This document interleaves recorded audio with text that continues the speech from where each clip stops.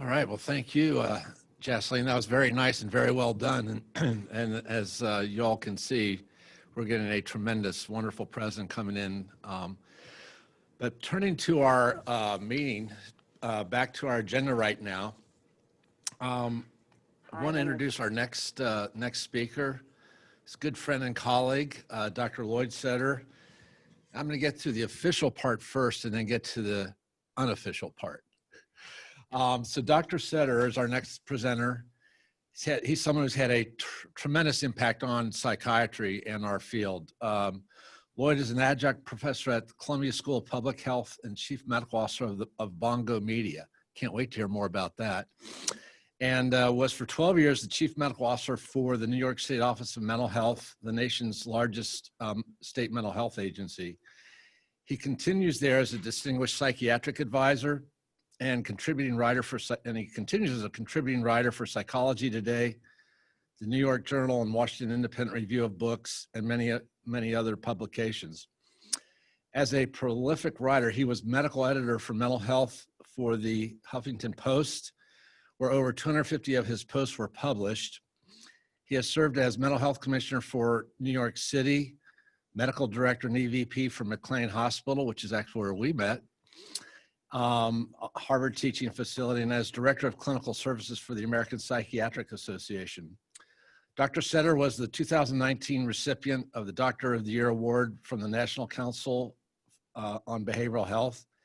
He is co-founder and CMO of Session Together and chair of the advisory board of Get Help. He recently founded and now directs Columbia Psychiatry Media. He has written hundreds of articles on mental health, the addictions, and several books, films, TV, and theater reviews, and has published dozens of books, the newest of which was just released and is entitled Ink Stain for Life, Coming of Age in the 1950s, A Bronx Tale. And I think I sent that a little email out on that last weekend to all of you, and I hope you got it, and I hope you buy his book, because I'm sure it's informative and entertaining as well. One thing that I wanted to do is also just, here's the unofficial version, and that is Lloyd has been a good friend for many years. I first learned of Lloyd when I was a resident at UCLA, and we had all these books to read, and a lot of them were okay and some were not so okay, but there was one called Inpatient Psychiatry, which Lloyd wrote and edited, and it was tremendous because it was practical, down to earth, straightforward, and even someone like me from Cincinnati could understand it. So I loved it, and I said, boy, I hope I get to meet this guy one of these days. So lo and behold, I went to Value Options, and we developed a lot of business in Massachusetts with the state employees and some other, and eventually Medicaid, and we created a clinical advisory committee, and Lloyd was at McLean at the time, and he was kind enough to participate on our advisory committee, and that's actually where we met. And we had several other people. It was like a who's who of American psychiatry on that committee. It was pretty amazing, but Lloyd was first and foremost. And one of the things you may wonder about. Okay, he's in New York. He's been on the East Coast. It's had a tremendous impact around the country, and especially here in Arizona. He may not know this, but I can tell you that when I was the chief medical officer at Value Options, the interactions we had, the things I learned from you, really applied to us as a company nationwide, particularly here in Arizona. And so there were things that were developed here that actually should probably have your name on them. But the other thing too is we developed some centers of excellence, and Lloyd helped with that. One with for multiple personality disorder with Jim Chu, psychiatrist at McLean. And we developed a program where we used to send people from all over the country to that program because it was truly a center of excellence and one of its kind. And then we also developed some of the first, you hear about UR criteria and stuff like that.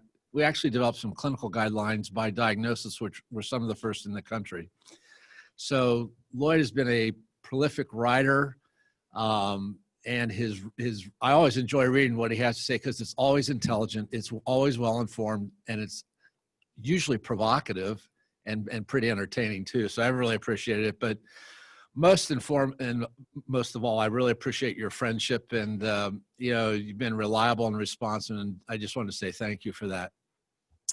And the last thing, so one of the things I get to do as president is give awards. And so I'd really like to give you an award from our society. It's the Presidential Award for Leadership.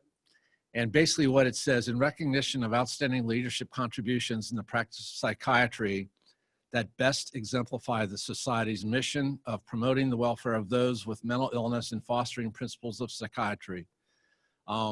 We'll send this to you. Yeah, they're saying I should show it up here. I don't know if you can see it, but it's a nice award. Terry is really the one who put them all together, and we'll get that to you. But thanks again, Lloyd, for all you've done, and thanks for being here this afternoon. Of course, it is my privilege, and it's great to see you again, Don, even if we can't go out to dinner tonight. And I want to also recognize Terry Harnish and Steve Stowers, who have helped put me together with you in terms of this presentation. You're a great team, and it's really great to see you. And the only thing I have to say about all that you said about me is that if anybody put it together, they would realize this guy's had a lot of jobs. Maybe there's something wrong with him. I have had a lot of jobs. But good ones. So I guess we're ready to get started. All righty. Yes. So my topic today is psychiatry and the media. And I want to give you some background for this and tell you about it because for me, it's not just work, it's entertainment in a way, and it's a production of material through video and audio that is essential today to reach people. So you see the first slide there. The crown, by the way, just going back, Steve, to on the crown, that's the icon for Columbia University. And indeed, that's where this work is housed, in the Department of Psychiatry at the Medical School of Columbia. So next, no disclosures. This actually is a university position that I have in the Department of Psychiatry at Columbia. And if we could go to the next one, I think. Yeah. So I want to give you some background about how this happened and what this is, what we're doing, and what we're about to additionally be doing in a really rather explosive kind of way.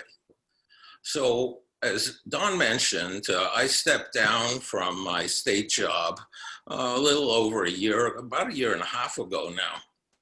And I anticipated that when I did that, I'd done it for 12 years. I had a deputy. Everything was really planned well. And I went to my boss, a commissioner, and said, you know, is it time for me to leave? And she said, oh, no, don't do that. So she kept me on. She gave me this fancy title. And I continued to work for the state as well as Columbia and other settings. So, and the head of the Department of Psychiatry at Columbia, many of you know of Jeffrey Lieberman, a good friend. And in fact, he used to report to me because Psychiatric Institute at Columbia is a New York State OMH research facility, and he was a director. And then I was no longer his boss, and he said to me, he wanted to do more in this area. And what did he want to do, I asked. And he said, well, he thought maybe we should have a news desk, you know, a mental health addictions type of news desk. And because I knew him so well, I said, that'll be terribly boring. Who's gonna tune into a news desk from a university, as good as it may be? So, he said, basically, wise guy, if you think that's not a good idea, what is a good idea? And he said, give me a proposal. So I wrote up a proposal with generating some information from some of the media people at Columbia and at the department. And the proposal was actually quite simple. It had two principal elements to it. The first was that we would make the news rather than complain about it or feel misquoted or feel ignored, all the ways that media, journalism and all types of media often treat us as professionals, whether we're doctors or lawyers or whatever. And so instead of sitting back or complaining, we should make the news rather than respond to it. That was the first proposal. And first element of it. And the second element of the proposal was, how do we go from 0 to 60 miles an hour, 100 miles an hour as a university product? Because maybe if we just did it ourselves, we might have 300 views after a while, begging friends to watch. And so the second proposal was to partner with a media channel, a significant media channel, that would be our distribution arm. So we would produce the content and that partner would distribute, and we would also distribute, but basically, as you will see, that happens very quickly. So I proposed that, and Jeffrey said, okay.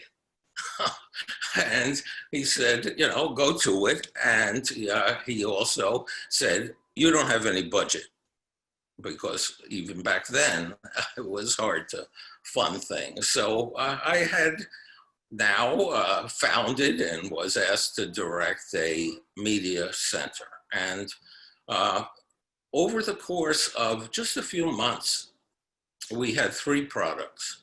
And the first one happened within weeks of Jeffrey saying, let's get started. And that had to do with Medscape. Many of you may have watched or heard Medscape products. They're essentially a medical education entity that is a part of a subsidiary of WebMD. And I knew some people there, they knew us, and they proposed that we have a partnership, that we produce the content and they do the distribution, which was what I had imagined would happen, but not so quickly. And in fact, it happened right away. And it was a quid pro quo.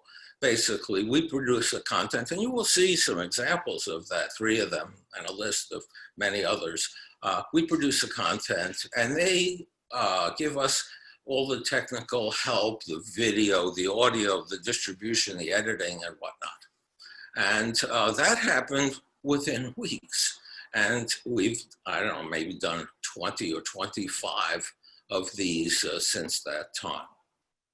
That's the first product. The second product is a podcast, and I'll give you some background on that when we move to that. And then the third product, and these have all been ongoing for the past year and a half or so, are conferences that we imagine that we could be a venue, that we could be a way by which we bring together diverse ideas, diverse people, and that's what the conferences are about. And in recent months, we have been reached out to by couple organizations, and you'll see that. I'll tell you more about that later. So we're about to double our activity, and it's wearing me out, I'll tell you, but it is really interesting work. So let's move ahead so you can see some of what we're up to. Steve, next slide. Okay, so in a few minutes, I'm going to play you about 3 clips from some of the videos that we've done with Medscape. And this is a list. This first page is some, and I think the next page also has more. Steve, yeah. So we've made these videos, and they're often anywhere from 15 minutes to 40 minutes. And we have had tens of thousands of views each time. And the one I'll start with, is our record-breaking, and it was our first one. And it has received 150,000 views. So Medscape is happy with us, and we're certainly surprised. And I will show you these examples of these, because this turns out to be a very good partnership, though I wish they gave us some revenue to help the center, but it's a very powerful quid pro quo. Okay, so this one is the very first one that we did. And and it was on CBD, cannabidiol. And on the left is Angela Coombs. She was chief resident at Columbia at the time. And on the right is Diana Martinez, who is a very accomplished, very well recognized researcher in addiction, and particularly around cannabidiol. So we'll watch the beginning of this, about 6 minutes, and you will see this is the format. This is the Psychiatric Institute auditorium. That's the stage and the backdrop.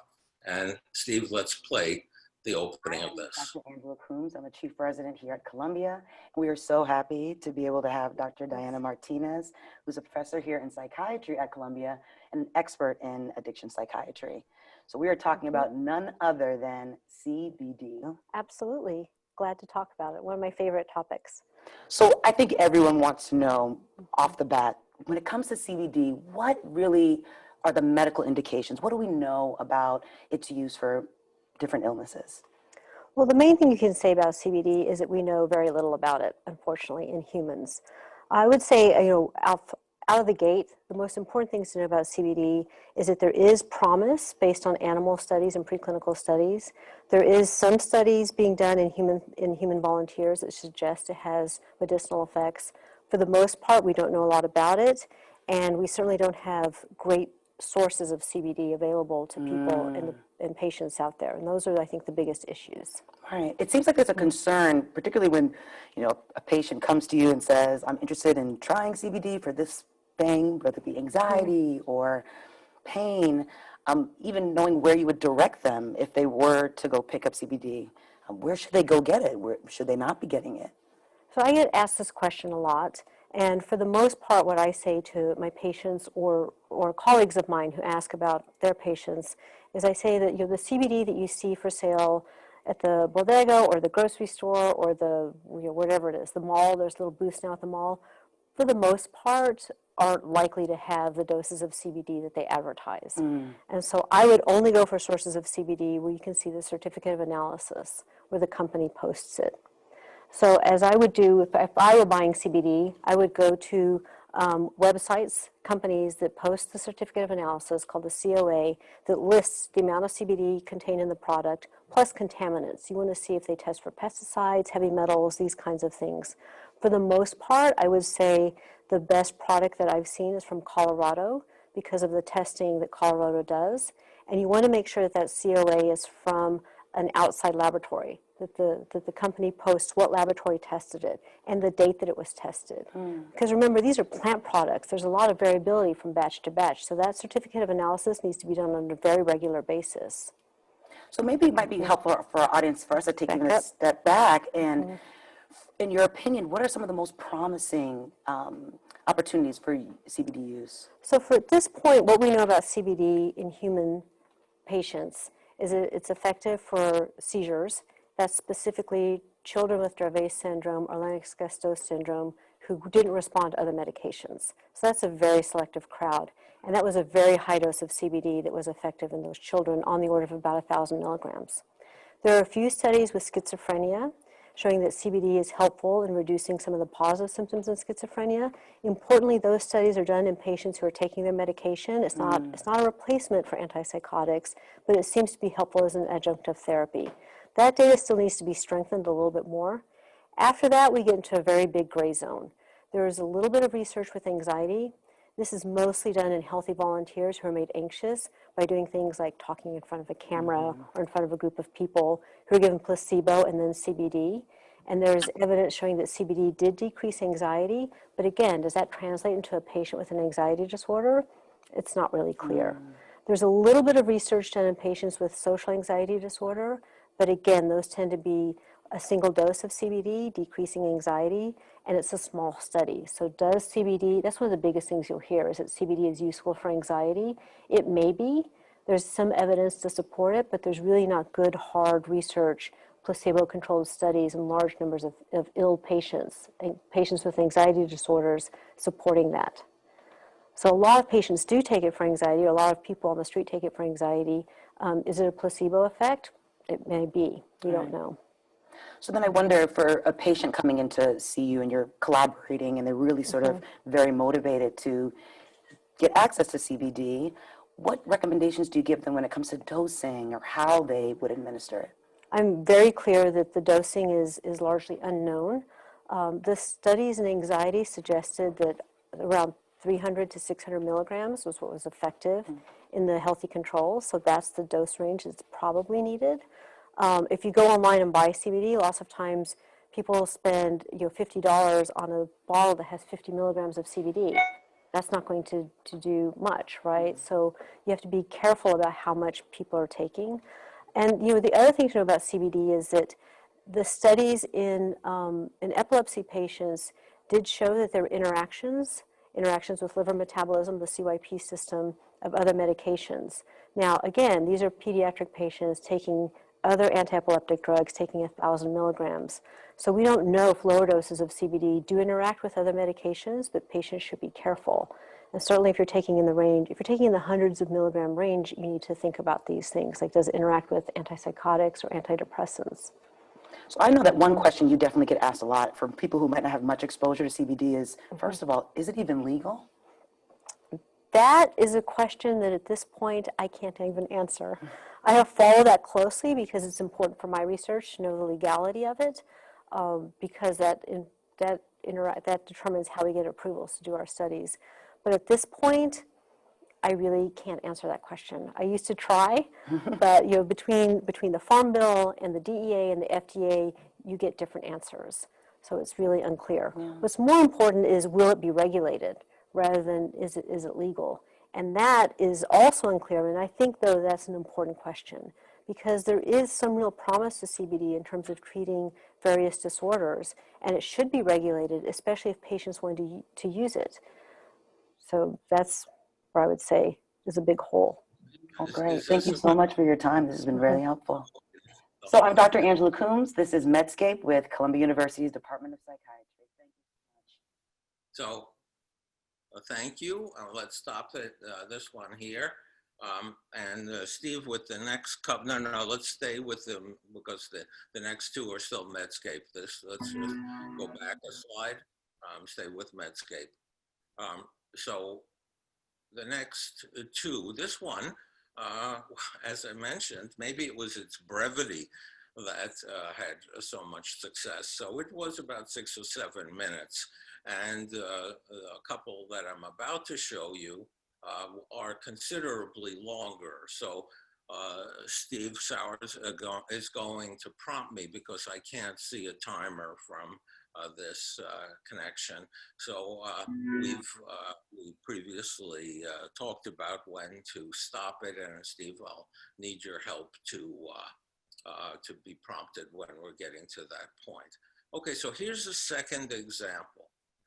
And this one takes on the topic of suicide prevention. And it is, you'll see the head of the medical director of the American Foundation for Suicide Prevention, and Dr. Lieberman interviews her. So let's go to that.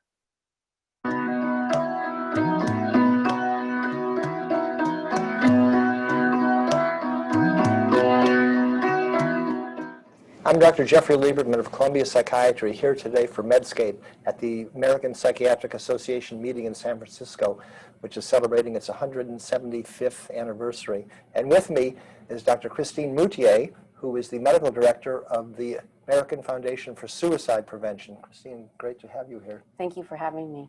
Well, any effort to try and inform practitioners and the public about mental illness and mental health care has to have right up at the top of priorities a discussion about suicide, which you're in a position to know sort of the most and the latest developments with.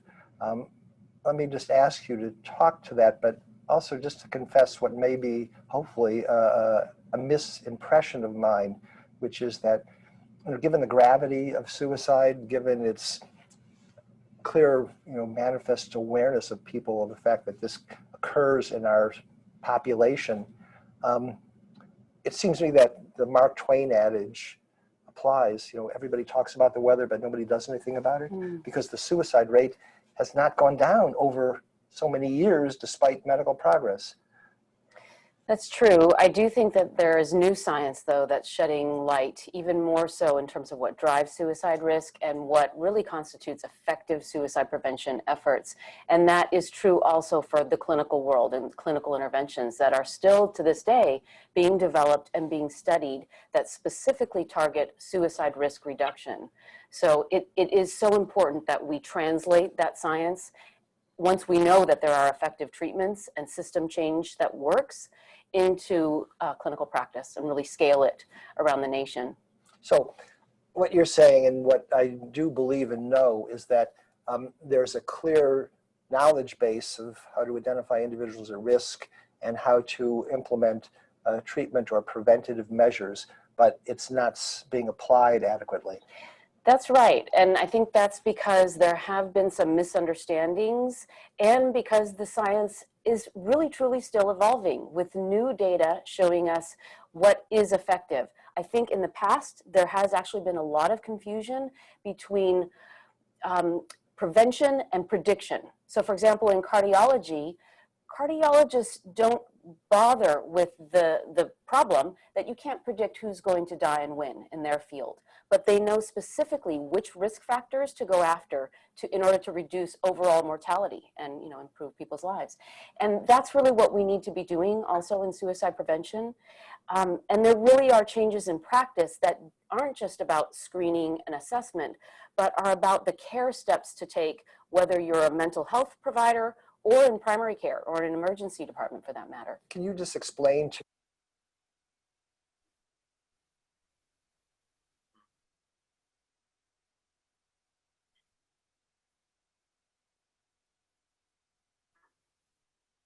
Did we lose the link?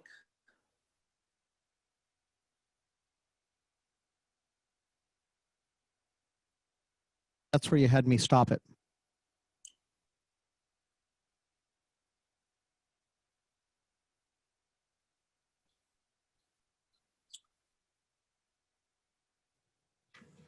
That's where you had me stop it. Can you, okay, thank you. Okay, so that, as you see, is a briefer clip, the beginning of what was a 35 or 40-minute interview with Dr. Moutier. And you can see that the audience that we're trying to reach is largely clinicians, physicians, psychiatrists, other disciplines in mental health. And that's what Medscape's audience is about, as opposed to its parent company, which is much more general lay public. And and we were doing fine with them, so they actually sent an editor and technician, video technician, to the APA meeting last year, where we shot a number of these interviews and other kinds of products. So that's the second one. And in fact, I don't know if Dawn or Terry will be distributing this, you're welcome to, but there is a link on these pages that will take you to the whole selection if you want to watch more of this or any of the others. So let's move to the third one. And the third one I picked, not just because I'm in it, but because it's illustrative of how we've had to adapt. Those, as you see, were people sitting in the same room within feet of each other. And we then had to, like everybody, adapt to COVID. So we started doing Zoom interviews. And this is one I did with a very prominent journalist, political scientist, Norm Ornstein, who's a good friend, about our field and the perspective of somebody who has a much more political and much more governmental appreciation of what's going on in this country. So let's take a look at that. Welcome to Medscape in partnership with Columbia Psychiatry Media. I'm Dr. Lloyd Sederer, your host, and our program today is going to focus on politics, policies, and social change in regard to mental health in this country.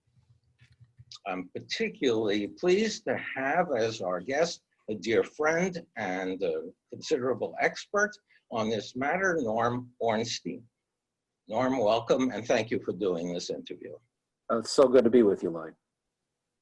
So we're going to concentrate in two areas. The first is the broken mental health system in this country. It's been called that for many years, and it still is. The second area that we will focus on is the social default, namely turning mental health and addiction problems away from experts and having their being responded to by police or covered by correctional services, courts, jails, and prisons. These are our two principal topics. So let's get to them. Norm, welcome again. Let's start with the broken mental health system. We see it's fragmented. One entity doesn't talk to another. Quality is uneven. It can be unaccountable. All kinds of problems that have been around for a long time. And now the mental health system is enveloped in a collection of disasters. COVID, the opioid epidemic, which was there all along and is beginning to resurface, the economic fallout from all of this, and the social unrest. This is an incredible collection of troubles. Is this, Norm, a good moment, an opportune moment for change or not? You'll remember, Lloyd, the first chief of staff to Barack Obama, Rahm Emanuel, said, every crisis poses an opportunity. And clearly we have the crisis and we have the opportunity here. The mental health system, as you said, is broken in so many ways. It's a particular challenge for those with serious mental illness, and even more for those with anosognosia, the lack of insight into the fact that they have an illness. We know a number of things. We know that we have large numbers of homeless on the streets, and the lion's share of them are people with a mental illness. We know that our jails are filled with people with mental illness, and as you said, with the opioid crisis, very large numbers of them have a dual diagnosis. Often what they're picked up on is a minor drug charge. And what we know during the COVID epidemic is that if you have somebody on the street, no hygiene, no opportunity to wash hands or maintain any kind of cleanliness, you're in close proximity to others. And if you're dealing with people who don't even understand that they have an illness, the idea that if they develop COVID, they would quarantine or take care of themselves is a fool's errand. At the same time, we know that we've had these terrible, terrible crises in jails and prisons. And I would add one other element to this, which is the community mental health centers, which, as you know, as well as anybody, were designed back when John F. Kennedy transformed, he thought, the mental health system to get people out of institutions and have them treated in these mental health, community mental health centers, have not been funded. For people who have a mental illness, who've tried to deal with it with COVID, their centers have often been shuttered, or if they're not shuttered, the personnel have been afraid to go in. They haven't had the protective equipment. For people who are in a crisis, there's no place to go. That's been the case for large numbers of them, but at least there have been some opportunities, and those have shrunk dramatically. And that's true even for people who are complying, who are going to their community mental health centers for their medications, or physicians who shut down for a significant period of time. And all of this, the lack of funding where we need it, the misapplication of funds, the crisis we're having now with police and people of color, so many of whom are those with mental illness who end up in terrible encounters with police. Yeah, It's a perfect storm. We'll come back to that, Norm. Yeah. I want to thank you also for highlighting the fact that this is also a public health crisis. Yeah. The presence of people who are vectors because they don't have a place to stay, they don't have treatment. Okay. That's where you stopped? Yes, thank you. So this one goes on a bit, and as a rule, we try to have a directional approach to our topics, namely that we move from what's a problem, what's its scope, how does it appear, to what are possible solutions. And later on in the interview, Norm gets a chance to teach us about finance and government in a way that might make a difference. So those are a few examples of the product with Medscape, and it's a lot of fun. And as you can imagine, there's endless topics to take on. So I'm going to now move to the second product, which is a podcast. And I think I mentioned to you that I had no budget. I did have an audio technician in the department who I could turn to a few hours a week. So this was started in April, and in May, I sent an email through the residency and fellowship department, the training department at Columbia, inviting a couple senior residents, or fellows to take an elective with me and with this media center. And I didn't know. And then while we were taping, the doctor in the first interview, Angela Coombs, showed up while we were taping, and she said to me, I'm kind of interested in this idea of an elective, and she wanted to do it with a good friend, namely who's Jen Sotsky. Maybe we can just go back to that photo of the two of them, Steve.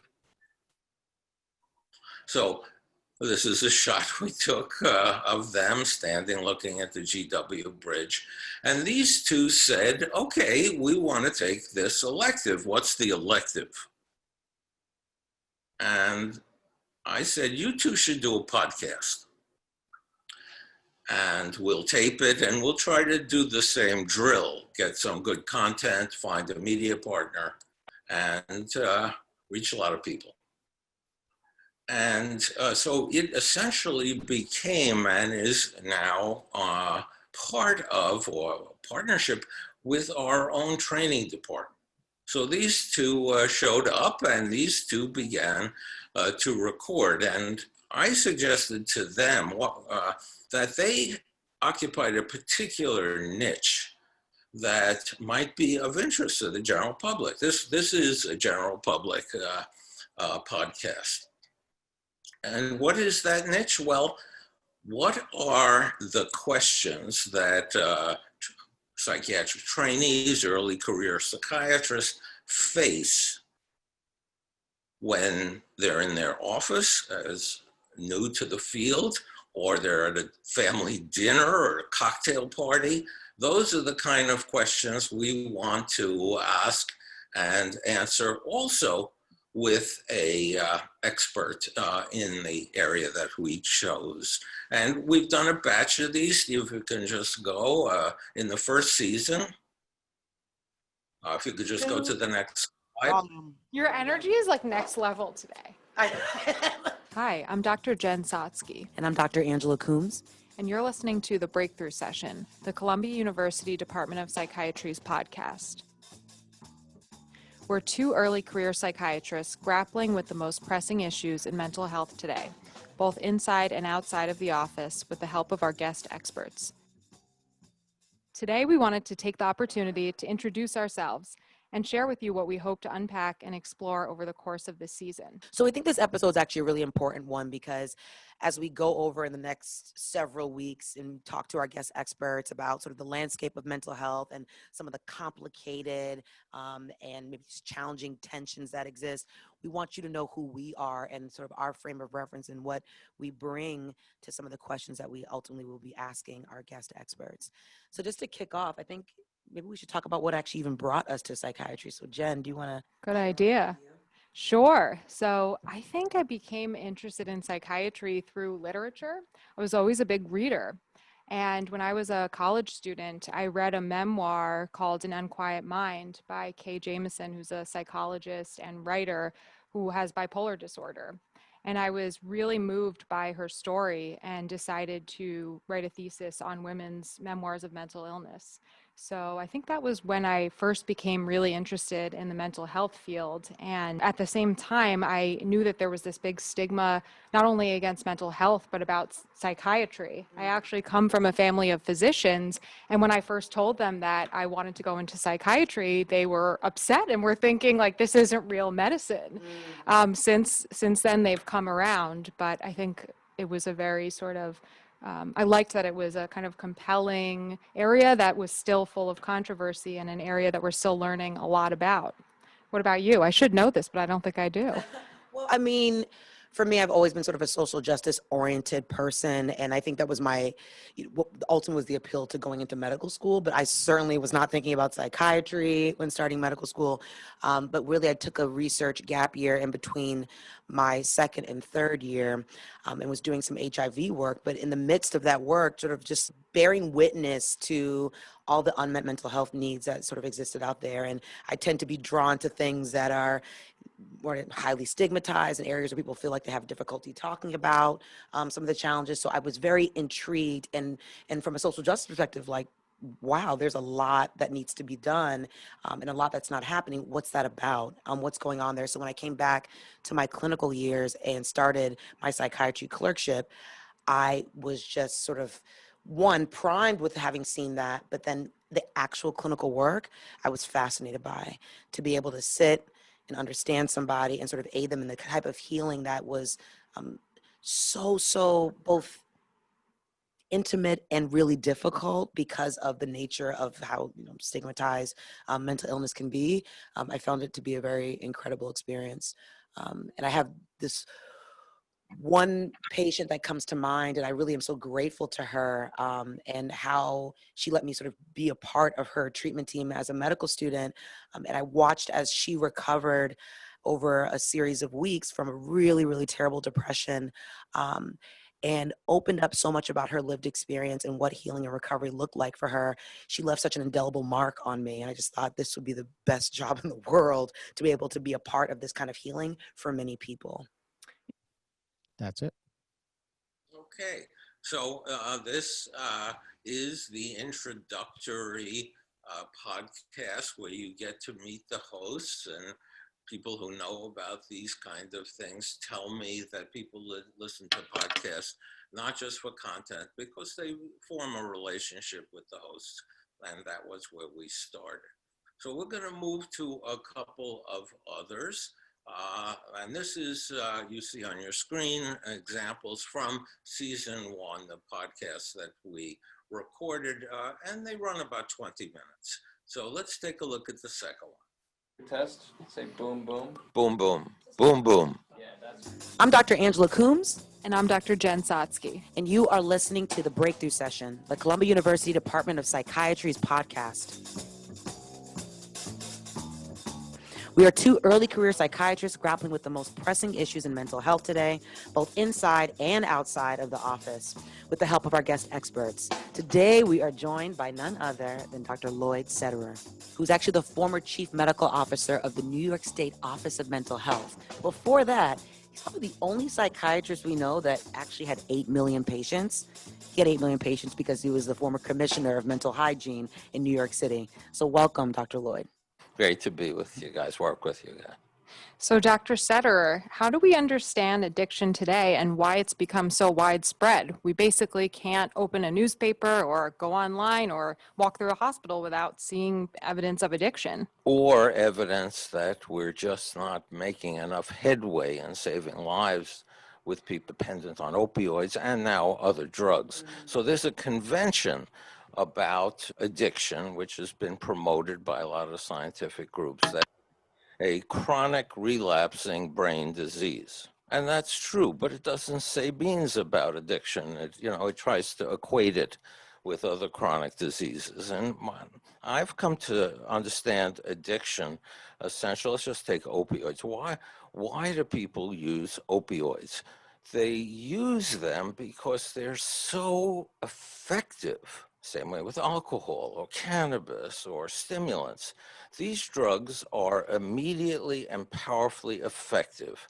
They relieve somebody's pain, they relieve their psychic distress, they transport them to some other place. This is why people use substances. And any approach that's going to make a difference has to start with the appreciation that people use these substances for a reason. It serves them. And that informs our entire approach. And that's different from saying it's a brain disease. And it is a brain disease, but it's not only a brain disease. It's a psychological disease. It's a social disease, a complex disorder. But it starts with the person. It starts with knowing that that person is using because it serves them. So I kind of wonder, from your take, what is driving such a persistent sort of failure when it comes to historically our treatment of substance use disorders? There are a few ways that this country seems to have liked to go about trying to beat back this epidemic. And it was best captured. Churchill said, you can depend on the Americans to do the right thing after they've tried everything else. And that's the story here. So what does this country do? It tries criminalization and control, as if we didn't learn anything from prohibition. We played that hand once before, and the only remaining vestige of that is organized crime. It did not change people's use of alcohol. So control and criminalization is very common, and the prisons and jails are filled with people with substance use problems, and that's not where they need to be. So criminalization. The other is interdiction, the war on drugs. You see these pictures of soldiers in Humvees at borders, and they're capturing, 1,000 pounds of this or that.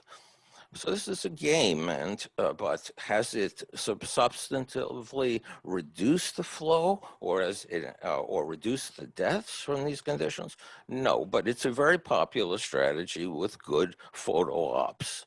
And then the third strategy we're very fond of, and doctors, I think, are particularly prone to this, is exhortation. Don't you know that stuff's going to kill you? Don't you know it's ruining your job or your family? So these are three very common, and that was used as a strategy in this country by a school program called DARE, which was scaring kids. Yeah. Oh, I remember that. Yeah. Yep, me too. I did DARE. That's your stop point. Okay. So this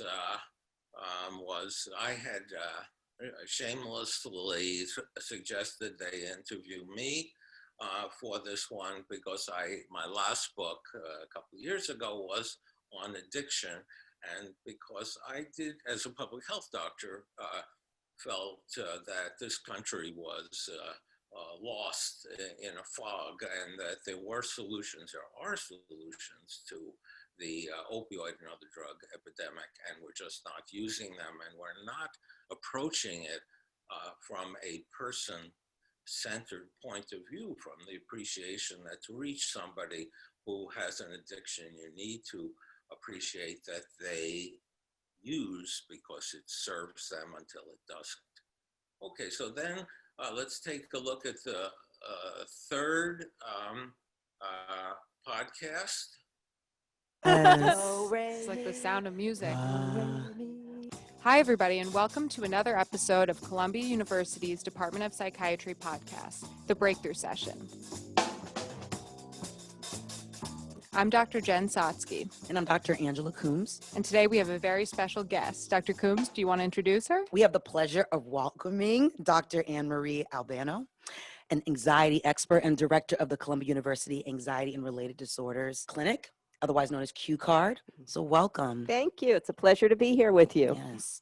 So questions we get all the time from both loved ones as well as people seeking out treatment with us professionally is it normal to be this anxious? And I think this is a really good question because in a world where there's a lot to be anxious about, people are sort of grappling with, is this a range of normal or what I should consider to be normal? Well, yes, that's the number one question people come in with. And also they come in with saying, I don't want to have any anxiety. I shouldn't have any anxiety. So let's start from just basically anxiety is normal. And when things are going on in the world, when things are going on in your life, and things going on in your life is everything from changing from college to grad school or starting a new relationship. These things trigger anxiety. And then lay on top of it politics, climate, just what's good, day-to-day work stress. Sure, anxiety has to be there because it alerts us to do things and take care of things for ourselves. I'm getting anxious even thinking about all those things.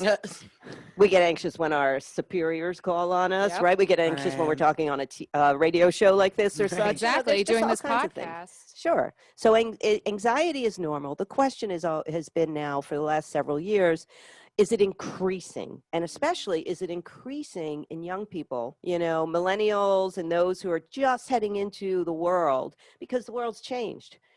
Jobs aren't available in the way they used to be. Technology puts a lot of advantages to folks, but also adds a lot of different stressors.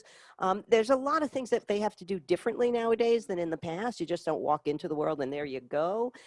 So yeah, anxiety is increasing. That doesn't mean anxiety disorders are increasing. Yeah. Though. So I appreciate that distinction. Yeah, this is something I run into with patients, but also family, friends, just kind of navigating at what level does anxiety become an anxiety disorder? And I was wondering if you could talk a little bit more about that, sort of how to recognize that. That's a very good question, and that is something we want to educate people on because we have to think about what our thresholds are. Anxiety, when it's there, should motivate us. But I want people to think in terms of, one, does it stick around longer than it should for any given situation? Stress at work, stress in college classes, stress in your relationships. Is it there more than it needs to be? Does it impair the way you're functioning and result in you withdrawing and avoiding and making excuses and dropping out and, getting really like into an avoidance mode in such a way that you're not taking care of things and you're missing out on things. You're turning down offers or you're missing and turning down classes that you'd want to take and so forth. Does it cause you to have a lot of physical complaints, right? Or you're not sleeping or you're not concentrating, aches and pains all over the place, headaches, stomach aches, and so forth. And really, is it just sticking? Is it sticking? Because when that's happening, we look at that interference in functioning, distress, and it's staying around, then we may be talking about a disorder. So it can be really tricky, I think, for people who are experiencing it to know when is it time to seek out actual professional support. Anxiety is one of those sort of insidious things that once it starts to really percolate to the surface or starts to get in the way, it can still feel. Okay. So that's a third example, and you've met our hosts, and we began a second season. Steve, if you could go to the next slide. We recorded a couple. We got started late, but we have one on psilocybin and Lyme disease, mental health. But then, as we all know, in the winter, COVID struck, and both of these doctors, our co-hosts, were deployed to various medical units and clinics as important personnel to have there, and so were many others. So we suspended the podcast in some months ago, probably February, March, and we intend to resume it this fall. But what we're discovering, I was unable to shop this to a major radio company. I actually had a number of conversations with iHeartRadio, which is huge.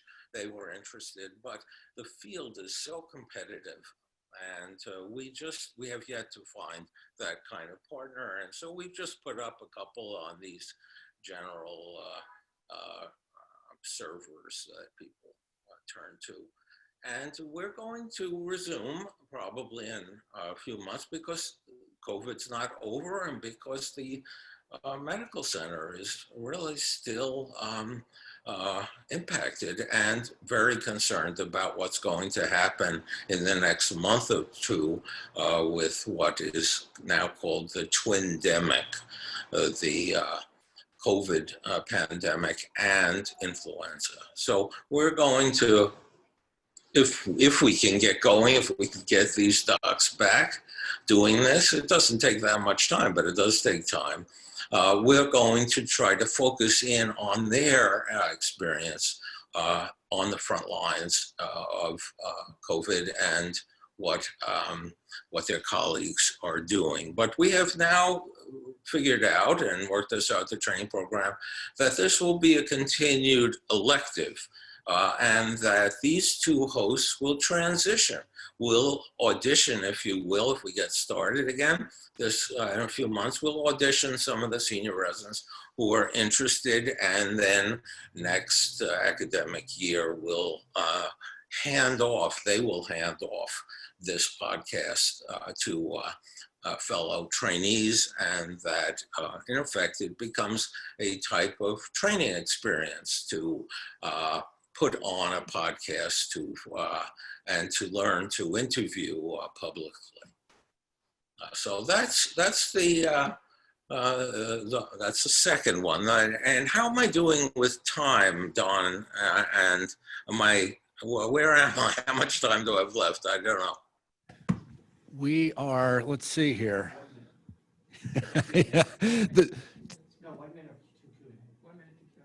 So we've got like 1 minute to Q&A. We can be a little liberal with that, but we're not too much. Through the remainder because I want. So moving to the next slide. There's no more videos or anything like that.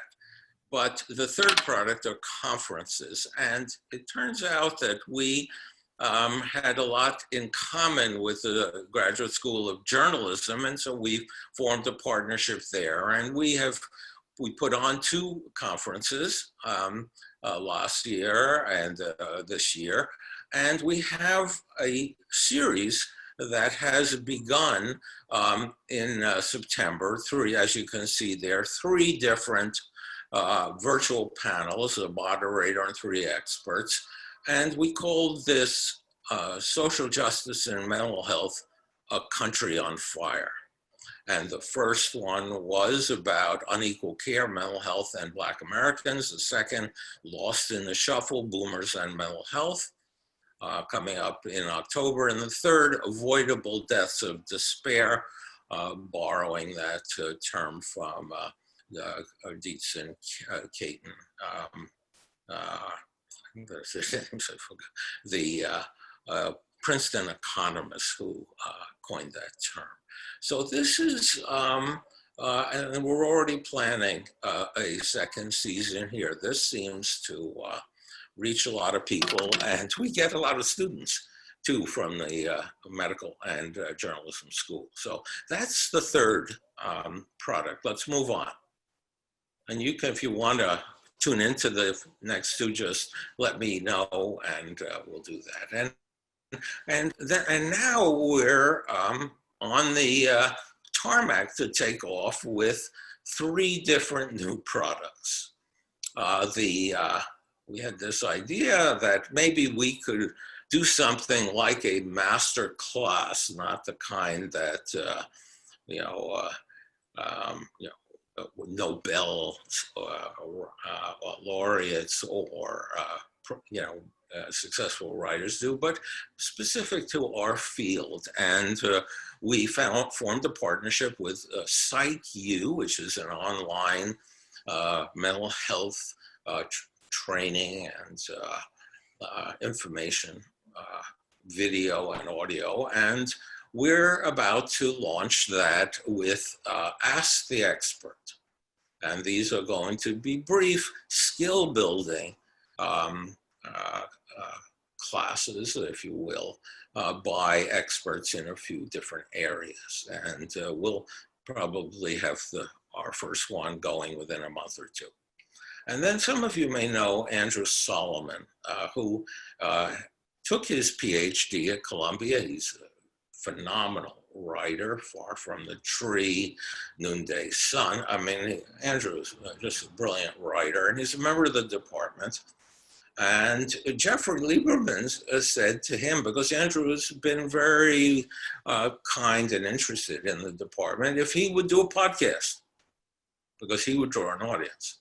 And he said yes. So we're figuring out how to produce that, probably record 7 or 8, and then release them more frequently, like once a week or twice a week.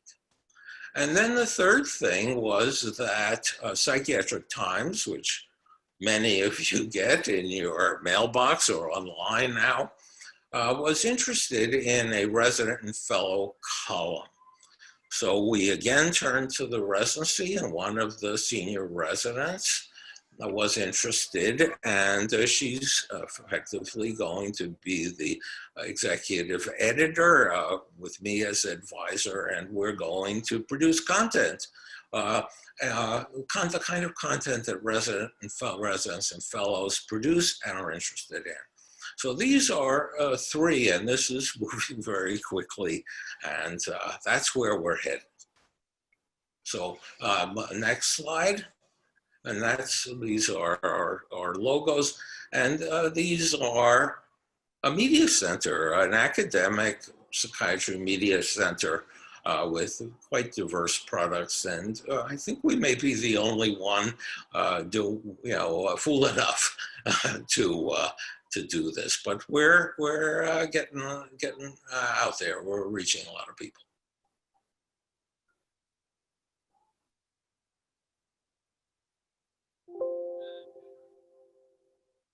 Don, are you there, or Terry? I think, can you hear me? Yeah. Okay, good. Sorry there. But anyway, thank you very much for that. It was very well done, very entertaining, and very interesting. One of the things that ironically in our society here, there's a resident in particular who's gotten really interested in media. And so we've really, as we had a strategic planning process, this came up, and we said, hey, if you're that interested, go for it, and we'll support you in whatever way we can. So she has, and it's just at the beginning, but it's really interesting that, residents and fellows and early career folks are interested in these things and really wanting to do something. So this is a timely presentation. I would like to open it up to any questions that the membership may have. And Don, if you can give me 60 seconds towards the end, because I do want to answer your question about what is Bongo Media. Okay, great. Questions?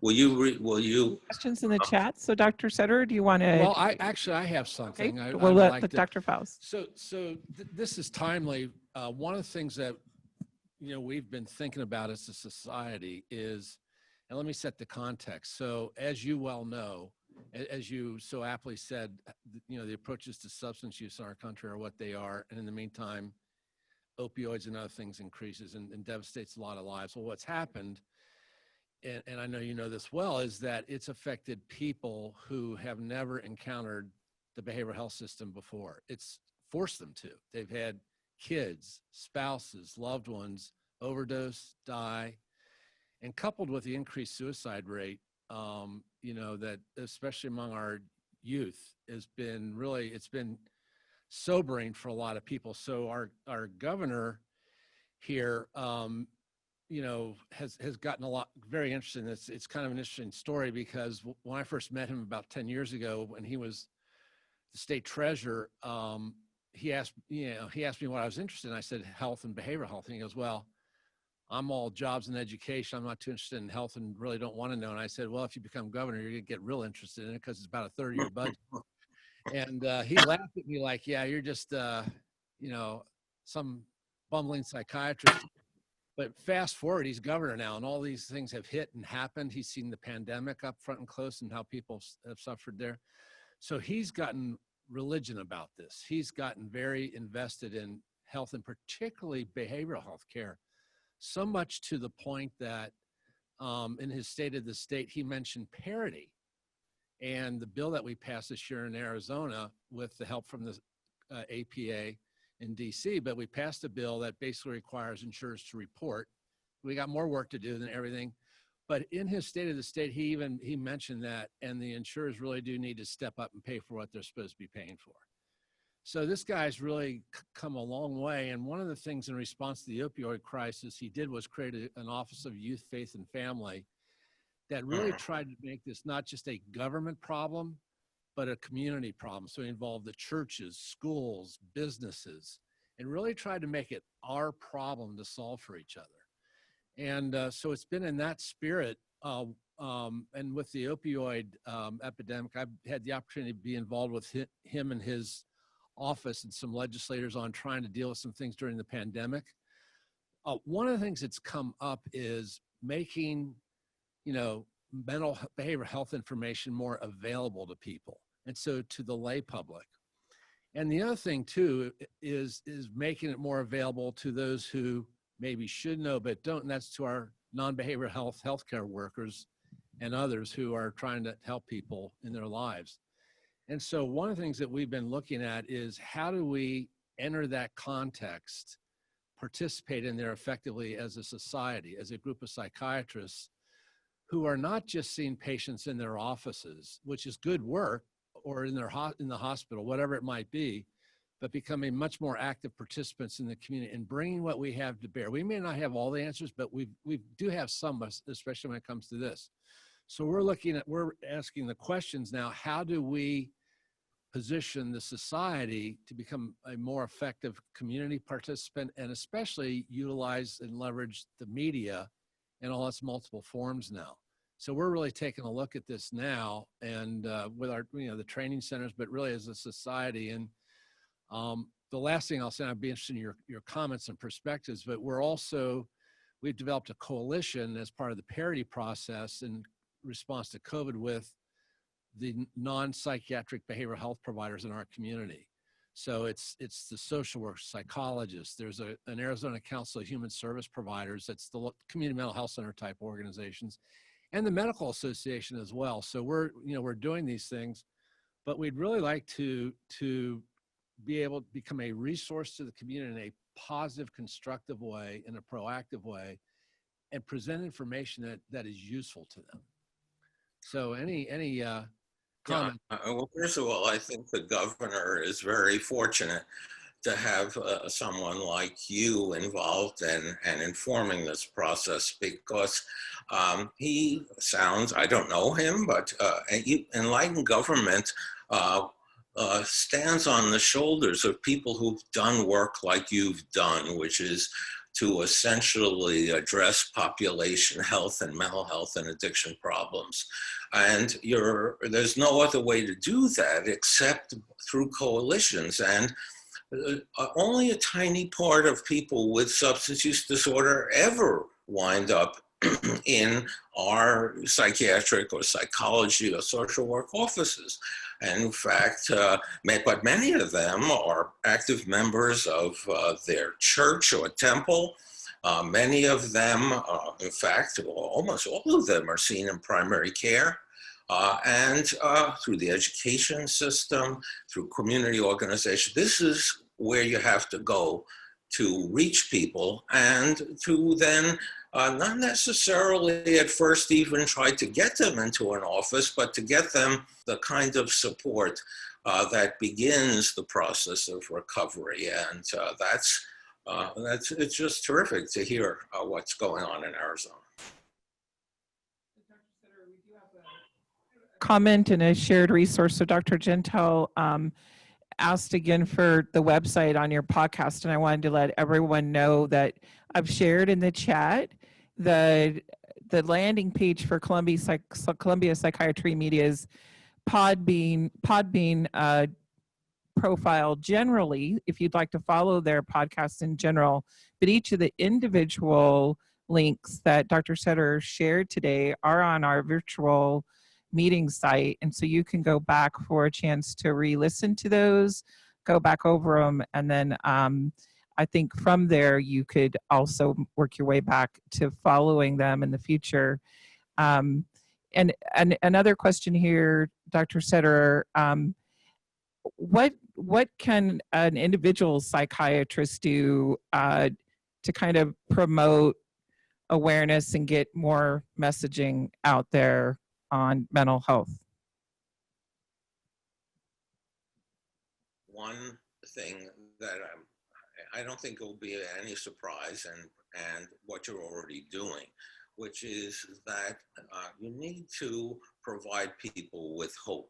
You need to provide people who have these problems and their families and their communities with a sense of a conviction that these are solvable problems. They're not simple problems, they're complex problems. They take the kind of multiple organizational and community coalitions that Don was talking about. These are solvable problems, and we can make a difference with, including even with homelessness, with the homeless population. And I did that when I was with the mental health commissioner in the city, in New York City, and involved in that now in California.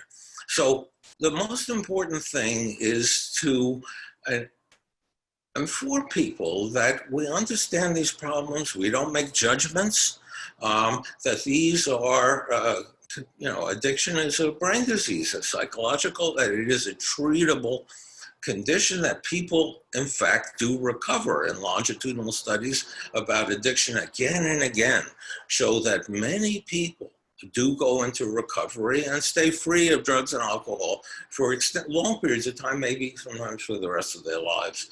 The evidence is there. We need to give people that sense of hope that these are treatable problems.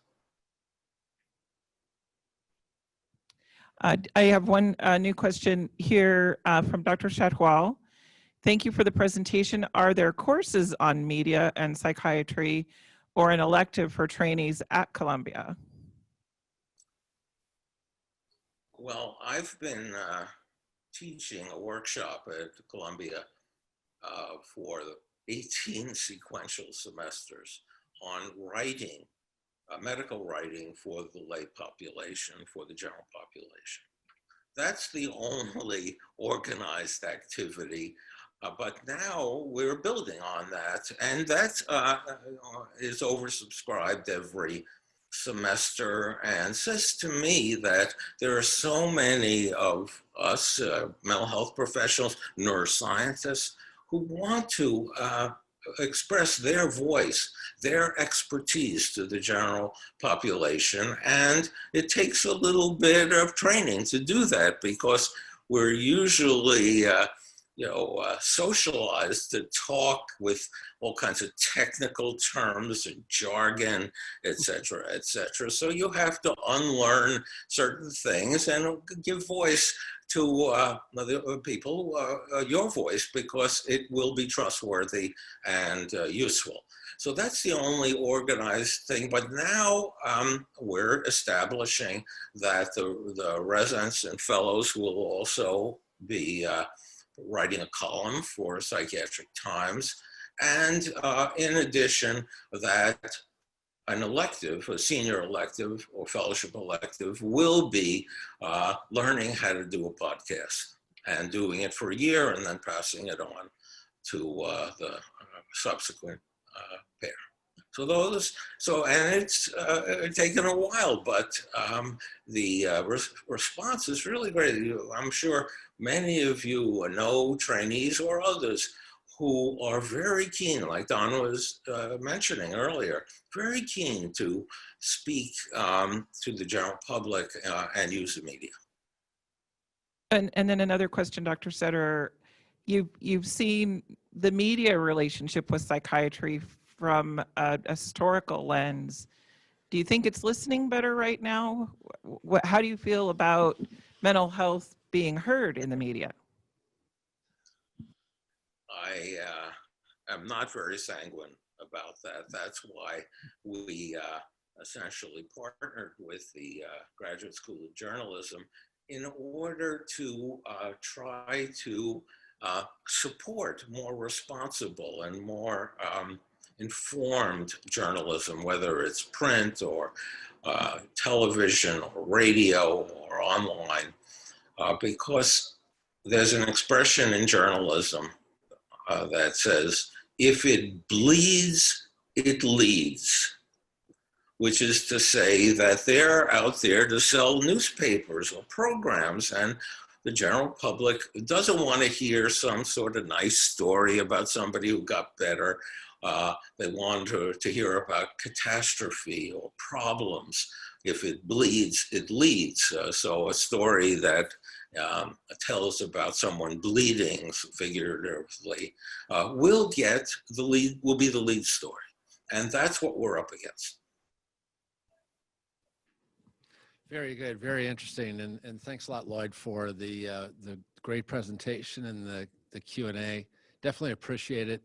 You know, it's a sad commentary about the media and what gets written about, and it bleeds, it leads. You know, I can't help it. You know, my wife and I watch the national news and the local news, and we last about 5 minutes. Yeah. And thank God the French Open is on now. So and football too. So we have options at least. But I you know, I think one thing is there has been a subtle shift among a surprising number of people in our culture to, with all this stuff that's been going on, it sort of made us look at ourselves and say, what can we do to make this better? And actually, and how can we do it together? And what are the success stories? What are the good things that, and so more and more you do see that, although we have a ways to go too. I hear you. Yeah. So there's a website called Solutions Journalism. It was started by a man named David Bornstein, and it is what our ethos is, and particularly the Columbia Journalism School as well, which is that we're responsible, if we are working in that area, to not just define a problem, its scope, its impact, but to also demonstrate that there are examples of solutions, and here they are, and that's called Solutions Journalism, and it's you can Google it, and it's full of examples of the kind of thing you're asking about. That's great. Well, listen, unfortunately, I think we have to bring this part to a close. I can't. Can I have 60 oh, yeah, seconds? yes, please do. Please do. Yeah, because I think it's very germane to your colleagues. And I refer you, and maybe Terry can distribute this as well, to a feature piece in the Sunday New York Times Weekend Review that was published on June 22nd of this year. And it's a feature story about Bongo Media. And it's title is something like Doctors Are COVID's First Historians. And I got involved with this. I'm now its chief medical officer, its only doctor. But what we had a pilot during the COVID surge. And we recruited anonymously through the CEO supported us at New York Presbyterian and at Mass General. 10 pairs of emergency or ICU or frontline physicians. And they chose who their partner was, and they would have one or two 10 to 20 minute Zoom calls with each other during the course of a number of weeks. And it was, and because we could anonymize this, but the story in the Times actually does have a 90-second video of two doctors who wanted to be identified. But essentially, it took the lid off of what the doctors experienced, what the emergent, and we're doing this with nurses now. What is it like to be on those front lines? And moreover, what is it that you would never say to your service chief, to your CEO? It's unfiltered conversations that point to the struggles of people trying to do this work, which is essential because these are our most important assets in healthcare. And so we did that with 20 pairs. At 20 docs, 10 pairs at Presbyterian, and 20 at Mass General. And this article, written by Ron Susskind, a Pulitzer journalist, who is also the CEO of Bongo Media, wrote this story for the Times.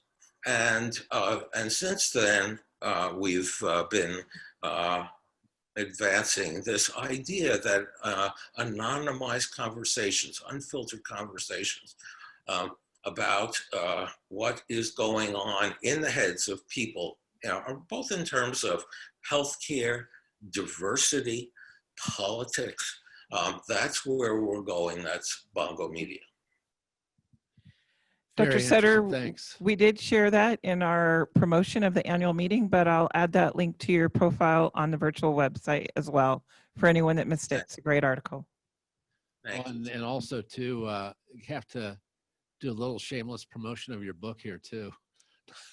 Not that you asked for it, but really, I've read some of your other books, and they're phenomenal. The one on opioids is actually must read, I think, for people in our profession. And Ink Stained for Life, I really look forward to reading it and hearing about you growing up in the Bronx. Well, because as you know, Don, I'm shameless about this.